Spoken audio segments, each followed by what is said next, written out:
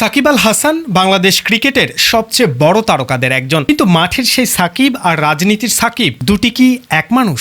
Bat হাতে যিনি কোটি মানুষের হৃদয় জয় করেছেন, সেই সাকিবই জুলাইয়ের গণঅভ্যুত্থানের সময় ক্ষমতাচ্যুত আওয়ামী লীগ সরকারের সঙ্গে নিজের রাজনৈতিক অবস্থান নিয়ে ব্যাপক সমালোচনার মুখে পড়েন। শেখ হাসিনার নেতৃত্বাধীন আওয়ামী লীগের রাজনীতিতে যুক্ত হওয়া, সংসদ সদস্য হওয়া, সবকিছু মিলিয়ে সাকিব তখন আর শুধু ক্রিকেটার ছিলেন না, তিনি ছিলেন ক্ষমতাসীন রাজনৈতিক ব্যবস্থার একজন অংশীদার। আর এখানেই প্রশ্নটা আরো বড়, যে জুলাই গণঅভ্যুত্থানে মানুষের প্রাণ গেছে, যে আন্দোলনের মধ্য দিয়ে শেখ হাসিনা ক্ষমতাচ্যুত হয়েছেন, সেই রাজনৈতিক বাস্তবতার পরও সাকিবের অবস্থান নিয়ে কেন এত প্রশ্ন? দেশের কোটি মানুষ যাকে নায়ক বানিয়েছিল, তিনি কেন এমন একটি রাজনৈতিক অবস্থানের সঙ্গে নিজেকে যুক্ত করলেন, যে অবস্থান আজ এত বিতর্কিত? অবশ্যই সাকিবের বিরুদ্ধে অভিযোগ থাকলে তার বিচার আইনের পথেই হতে হবে, কিন্তু সেই জাতীয় তারকার রাজনৈতিক দায় নিয়েও প্রশ্ন ওঠে। আর এই জায়গাতেই তথ্য উপদেষ্টা ডাক্তার জাহিদুর রহমানের মন্তব্য সামনে এসেছে। তিনি সাকিবকে ভালো খেলোয়াড় হিসেবে স্বীকার করলেও মানুষ হিসাবে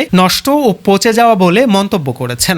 ভাষাটি কঠোর, অস্বস্তিকর, কিন্তু প্রশ্ন হলো, একজন মানুষের রাজনৈতিক ভূমিকা, তার অবস্থান এবং ক্ষমতাসীনদের সঙ্গে তার সম্পর্কের কঠোর সমালোচনা কি হওয়া উচিত নয়? সাকিবের ক্রিকেটীয় অর্জন অস্বীকার করার সুযোগ নেই, কিন্তু ক্রিকেটের সাফল্য কোনো মানুষকে রাজনৈতিক জবাবদিহিতার ঊর্ধ্বে তুলে দেয় না। সাকিব কোটি মানুষের হৃদয়ে আছেন, এটি তার ক্রিকেটীয় কৃতিত্বের জায়গা, কিন্তু কোটি মানুষের হৃদয় থাকা মানেই কি কোটি মানুষের প্রশ্নের ঊর্ধ্বে থাকা? না, সাকিবকে ভালোবাসা যেতে পারে ক্রিকেটার হিসেবে, তার ব্যাটিং, বোলিং, নেতৃত্ব সবকিছুর জন্য গর্ব করা যেতে পারে, কিন্তু একজন নাগরিক হিসেবে তার রাজনৈতিক ভূমিকার প্রশ্ন উঠলে সেই প্রশ্নের উত্তরও তাকে দিতে হবে। কারণ ইতিহাস শেষ পর্যন্ত শুধু কে কত রান করেছে তা মনে রাখে না, ইতিহাস এটাও মনে রাখে কঠিন সময় কে কোথায় দাঁড়িয়েছিল। আর সেই জায়গাতেই সাকিব আল হাসানের রাজনৈতিক অধ্যায় আজও বাংলাদেশের মানুষের কাছে বড় একটা প্রশ্নচিহ্ন।